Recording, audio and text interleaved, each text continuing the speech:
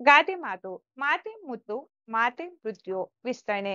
ಗಾದೆಗಳು ವೇದಗಳಿಗೆ ಸಮಾನ. ವೇದ ಸುಳ್ಳಾದರೂ ಗಾದೆ ಸುಳ್ಳಾಗದು. ಗಾದೆಗಳು ಜನಪದರ ಜೀವನದ ಅನುಭವದ ನುಡಿಮುತ್ತುಗಳು. ಈ ಗಾದೆ ನಮ್ಮ ಮಾತುಗಳ ಬಗ್ಗೆ ನಾವು ಎಚ್ಚರದಿಂದ ಇರಬೇಕು ಎಂಬುದನ್ನು ಒತ್ತಿ ಹೇಳುತ್ತದೆ. ಸೌಜನ್ಯದಿಂದ ಪ್ರೀತಿಯಿಂದ ಆಡುವ ಮಾತುಗಳು ಮುತ್ತುಗಳಂತೆ ಅಮೂಲ್ಯ. ಇಂತಹ ಮಾತುಗಳು ಸಂಬಂಧಗಳನ್ನು ಗಟ್ಟಿಗೊಳಿಸುತ್ತವೆ, ಮನಸ್ಸುಗಳಿಗೆ ಸಂತೋಷ ನೀಡುತ್ತವೆ ಮತ್ತು ಸಮಸ್ಯೆಗಳನ್ನು ಪರಿಹರಿಸುತ್ತವೆ.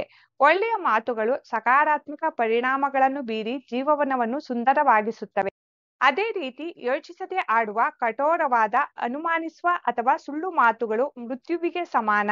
ಇಂತಹ ಮಾತುಗಳು ಸಂಬಂಧಗಳನ್ನು ಹಾಳು ಮಾಡುತ್ತವೆ, ಮನಸ್ಸುಗಳಿಗೆ ಗಾಯ ಮಾಡುತ್ತವೆ, ಜಗಳಗಳಿಗೆ ಕಾರಣವಾಗುತ್ತವೆ ಮತ್ತು ಕೆಲವೊಮ್ಮೆ ವ್ಯಕ್ತಿಯ ವಿನಾಶಕ್ಕೆ ಕಾರಣವಾಗಬಹುದು.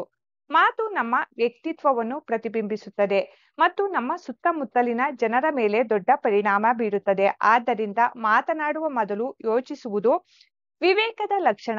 ನಮ್ಮ ಮಾತುಗಳು ಸದಾ ಮುತ್ತುಗಳಾಗಲಿ, ಮೃತ್ಯುವಾಗದಿರಲಿ.